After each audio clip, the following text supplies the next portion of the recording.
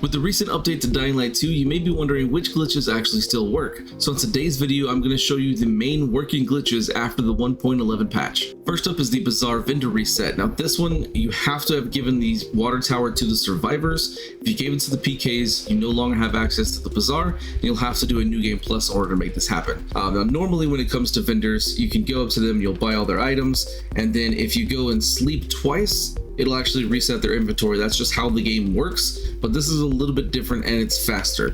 So let's just do it by buying scraps right here. For example, I'll just go and buy all their scraps. You can see there's no more scraps here, just for testing purposes. What you want to do, this is much faster, and you can do it in half the amount of time it takes you to do sleeping. But just follow the path I'm doing. You go out this door, and then you just run outside this door here. And then as soon as you see Trinity, you go right back inside. The reason this works is that it actually transitions to a new area, which also can make vendors reset as well. This one's the fastest just because it's right there. It takes like 20 seconds. You go in, you can see now I've got more scrap. So you can do this over and over again for resources. It's super easy. Like I said, you can just sleep twice for all vendors, but this one's a little bit faster than that if you're really trying to get some resources quickly. So next up is the Invisibility Glitch. I'm actually right here at the Trinity Metro. You can do this anywhere, it doesn't matter. Basically, you just need to find some grass like this you can hide in, or a table you can hide under. Anything that when you go inside gives you that hidden icon you can see at the bottom of the screen. That's what you're looking for. Basically, you can force that status to be active all the time, which is really, really great. I've had a hard time activating this at nighttime just because of all the new volatiles. It still works during the day, and you'll have to just let the transition happen, as if you sleep, it will remove this. But all you need to do, super simple, is you step into the grass and you crouch down and then immediately open your map, and then you want to fast travel to the other side of the map. So I like going over to the Huntress camp. You can go anywhere, it doesn't really matter, just to the other side of the map is where you need to go. And once you load in, I'm not going to cut any of this out so you guys can see it, but you load in, you can see right there at the bottom I'm still hidden, and this is absolutely fantastic because this makes you invisible to enemies. Now let me slip over back to this way. I'm going to go over to a Forsaken store right over here. It's got volatiles and stuff in there, so I'm going to show you exactly what this does when you're around a bunch of volatiles and things like that. Alright, so here I am at a Forsaken store. It doesn't really matter where you do this. This is just as an example. You can see that I've crouched, I got the hidden icon, and I just walk inside, and now look, here's volatiles and nothing. Not a single one seeing me. They'll kind of like be curious. They might kind of follow your flashlight if you have that turned on, so I'll turn that off.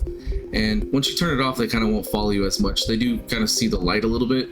And as long as you don't like kind of run into them too much, like I can touch this guy, he's fine. But if you start swinging at enemies or doing like takedowns, they will start to see you. So you want to be careful of that. But this is a really easy way to kind of sneak around, especially with the new nighttime. It's going to be slower because you'll have to kind of be crawling everywhere. But when this is active at night, you won't have to worry about volatiles anymore. You just walk around all nice and invisible. Hey everybody, Editor Respawn here. So yeah, I am aware that you can use the camo paint to have the same effect. However, the camo paint is only available in the DLC, so if you don't have the DLC, you won't be able to get it. And it only lasts for like 60 seconds, and you have to keep reapplying it, whereas this method actually allows you to have it on forever as long as you don't die or sleep. So next is the save duplication glitch. Now if you're on PC, I would recommend making a backup save before doing this to make it easier. And if you're on consoles, you'll just be reloading your cloud save. But all you want to do is, with a friend, that has to be done in co-op, you need to drop whatever items you want to duplicate. So I'm going to do these saw blades, for example. So you drop them on the ground, you have your friend pick up those weapons. Whatever it is you dropped, items, weapons, doesn't matter, anything that can be dropped, you have them pick it up. Once they pick it up, then you force quit the game. Close it out completely without going to the menus or anything, just close the game. And then you want to reload your backup save if you're on PC, or if you're on Xbox or PlayStation, you want to load your cloud save. What that does is that brings you back into the game. You still have the same inventory that you left with, and now your friend can drop the items and you've duplicated them. An alternative method to this is you can actually use the rollback method through the main menu, although that one you do need to be a bit more careful as it can make you lose a lot of progress. So I would only recommend doing that one if you maybe just completed a main story mission. Otherwise, do the backup save or cloud save method instead. So next up is the scrap duplication glitch. This is super easy to do, but it does require a little bit of setup. So first you need to have a quest that will give you a weapon as a reward. Like I get this can opener right here. That's what you're looking for mainly. The second thing you need to do is you need to make sure your weapon inventory says 24 out of 24. It is completely full. Doesn't matter how you get it full. I personally like using Correct Machete Blueprint just because these are useless weapons. So using them to kind of fill the inventory is an easy way to do that. Now, once your inventory is full, you want to make sure you remove the equipment over here. So like, for example, let me just remove these here, just unequip everything.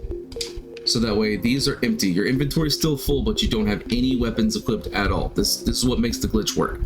So now once you have that set up, just kind of go through the quest. Here's the end of it. So I'll go ahead and start this one. I'll skip this section here. And then you can see I got the reward right here. You can see I have it equipped. There's the weapon. But if I go to my inventory, you can see it's not over here. This is exactly what we're looking for. This is the glitch. So there's two things you can do with this. Now with the new kind of throwing update, you can take this weapon and you can throw the weapon infinitely because it doesn't, go anywhere. So because of this, you can use this to farm money. If you want to just collect a bunch of these and go sell them, you can definitely do that. The other thing you can do, this is where the scraps come in, is you can just dismantle it. Just dismantling it over and over again will give you scraps. It can also give you other things, like this one, for example, can give you some pigment and some leather as well. So you can just get these materials for doing it over and over and over again. Like I just got some leather. So this is very, very useful if you're having a hard time finding scraps. And then if you want to keep this weapon, you just make sure that your inventory is kind of full at all times and you don't get rid of this weapon, and you should be able to just keep doing this as much as you want.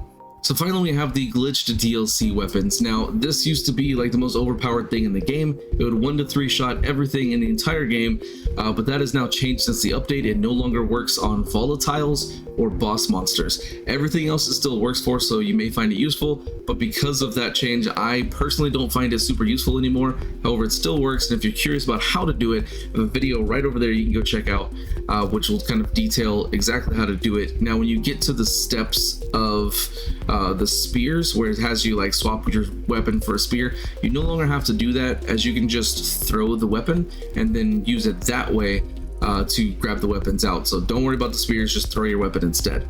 Also, last note on here, the one I have is a legendary. That is not possible to get in the game. This is a modded version of that machete, so you will only be able to get artifact, but that is why mine is legendary, is because it's modded to be legendary.